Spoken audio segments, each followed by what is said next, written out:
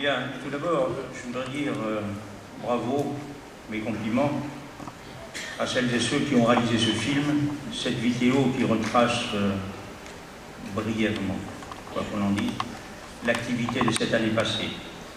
Il s'agit d'une production et d'une réalisation entièrement maison, dont les principaux artisans sont Constant Delalex et Fred Zani. Bravo, c'est bien.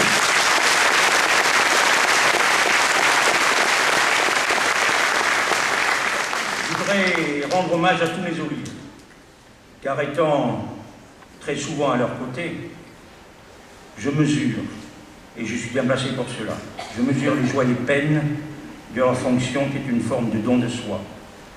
Être élu est un honneur, certes, mais cela oblige aussi un certain nombre de devoirs et d'obligations.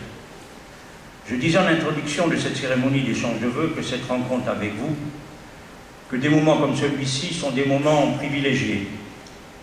Mais aujourd'hui, cette cérémonie doit avoir ses limites, ses frontières. La prochaine date des élections municipales étant fixée fin mars. Il existe des règles très claires permettant de veiller à l'égalité des moyens des candidats, ce qui est normal, légitime. Je partage totalement cette vision. Je ne me permettrai donc pas d'utiliser une telle tribune pour parler de l'avenir ni du passé. Je n'aborderai donc que deux sujets d'actualité qui n'ont pu être montrés sur le mur d'images et sur cette vidéo.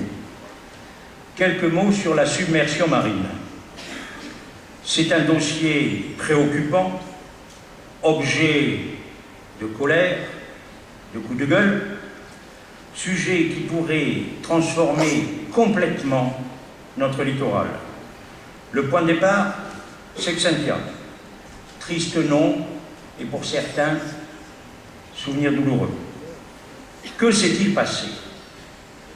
Au petit matin, dans la nuit du 28 février 2010, il y a tout juste 4 ans, une dépression météorologique, que l'on qualifie de majeure, causant un épisode de vent violent, a frappé le littoral atlantique, causant en Vendée, en Charente-Maritime et en Côte d'Armor, la mort de 59 personnes et de nombreux dégâts matériels.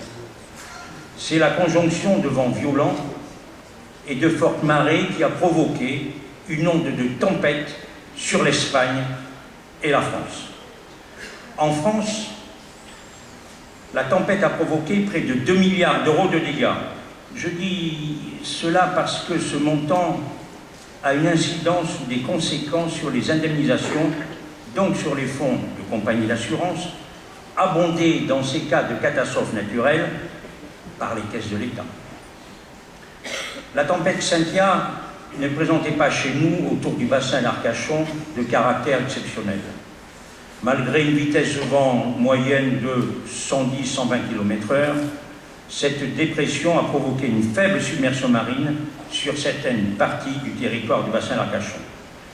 Mais la concomitance de ce phénomène, avec une marée haute de vives eaux, coefficient de 102, s'est traduite par une surcote d'environ 1 mètre sur nos rivages à l'intérieur du bassin, expliquant une montée des eaux qui est chez nous plutôt rare, ou qui était rare, parce que je vous parlais de cette niveau. Alors les conséquences.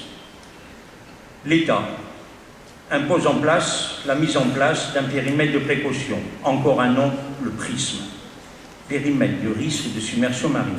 Aucun maire, mesdames, messieurs, aucun élu responsable ne peut être contre des mesures de précaution, de prévention. Le devoir, l'obligation d'un maire est de protéger sa population et leurs biens. Mais au nom, et je parle librement, mais au nom d'une précaution sans limite, ceux qui proposent son application pure et dure manifestent une indifférence, un mépris pour nos concitoyens. Ils se prennent les pieds dans ce fameux principe de précaution qui devient un principe d'inhibition, voire de psychose.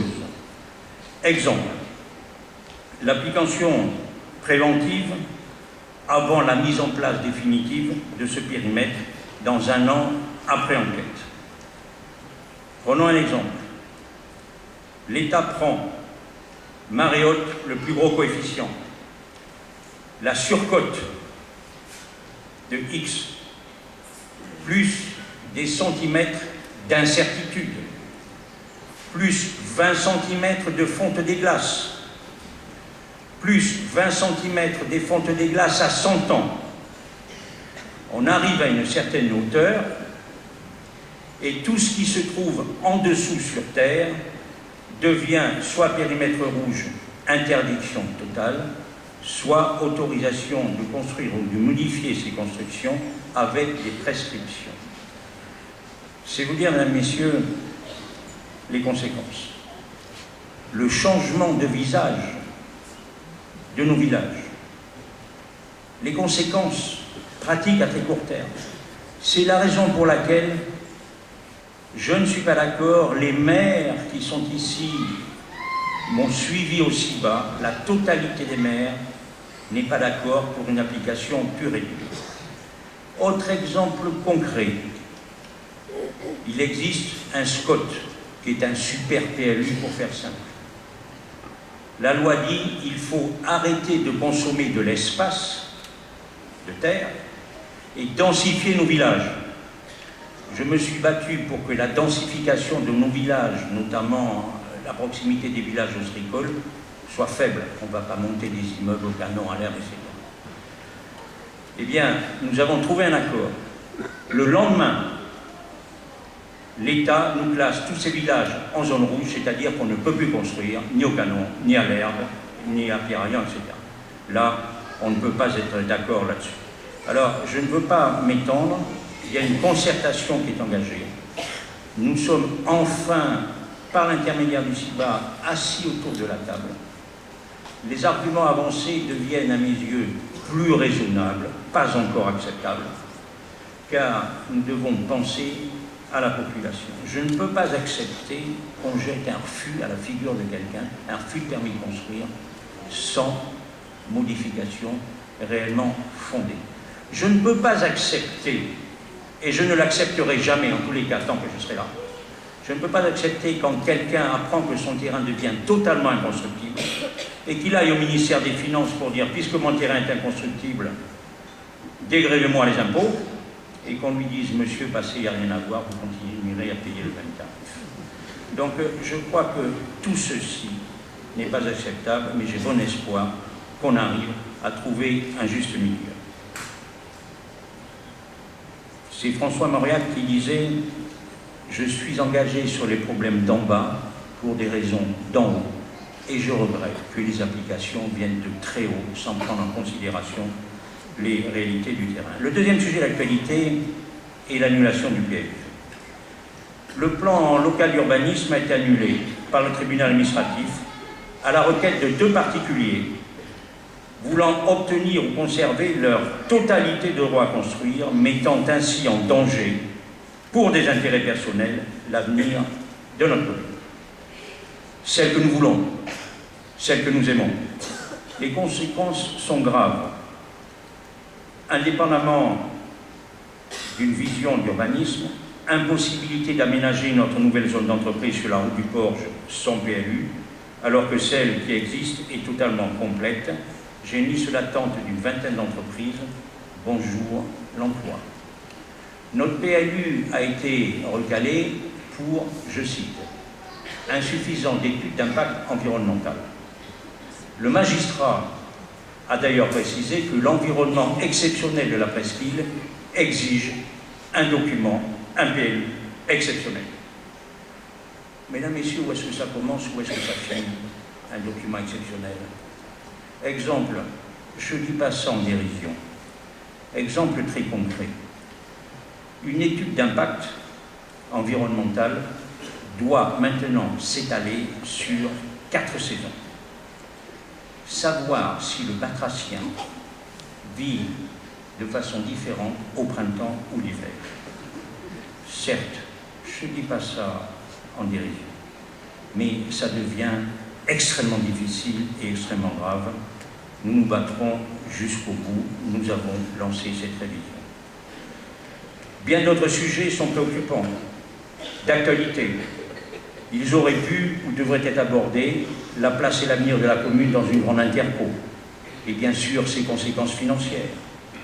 Nous devrons y aller à marche forcée. Les budgets communaux, avec la baisse des dotations de l'État, sujet préoccupant. Les nouvelles compétences sans compensation. Le parc marin, les réformes de rythme scolaire, le recul du cordon dunaire sur notre littoral atlantique ces derniers jours, les montagnes de détritus sur les plages océanes ce matin, les parcs à huit détruits par les nombreux coups de vent entre Noël et le 1er janvier devant les villages de l'Herbe et du Canon, les inondations, mesdames, messieurs, de cette nuit au petit jour. Le village ostréicole de Piraillan était ce matin entièrement sous l'eau. Le four, le Canon, l'Herbe avaient les pieds qui trempaient.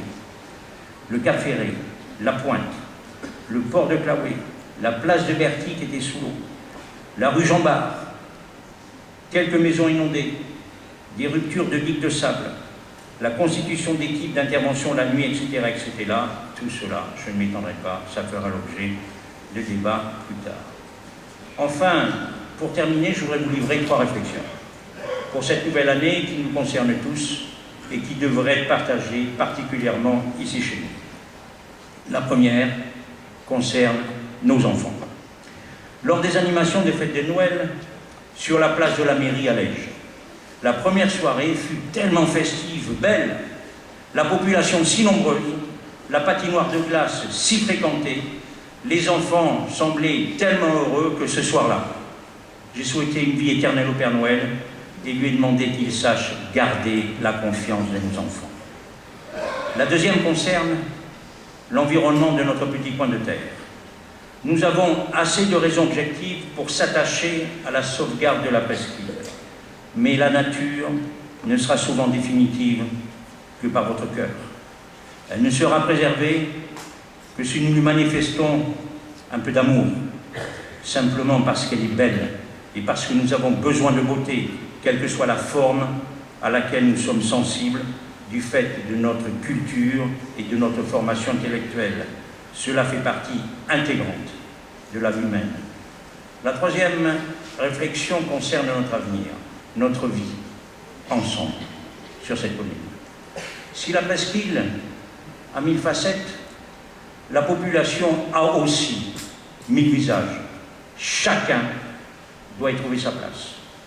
L'une de mes plus grandes satisfactions au moment des fêtes de Noël, le 24 décembre à midi, fut de signer chez le notaire la vente du premier terrain du lotissement communal Les Chanterelles. Lotissement de terrain nu, vous l'avez vu, viabilisé, destiné à l'accession à la propriété, réservé exclusivement aux enfants du pays. À ce moment-là, au moment de la signature, j'ai profondément ressenti que les actes valent mieux que les beaux discours, et j'ai pensé alors que c'était parfois peut-être pour tous ces jeunes qui scrutent la ligne d'horizon avec espérance que je faisais de la politique. La crise que nous traversons, nul ne sait où elle nous conduit, ni où elle nous conduira.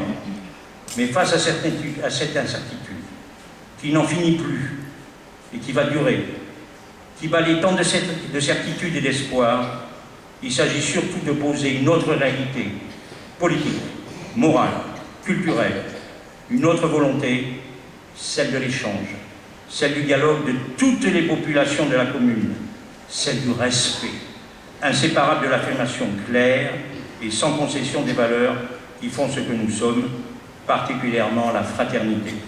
C'est dans cet esprit que je formule des vœux de paix et de fraternité, et maintenant, je n'ai plus que 2 choses à vous dire, et qui viennent du fond des tripes. Excellente année, vive les Ferré!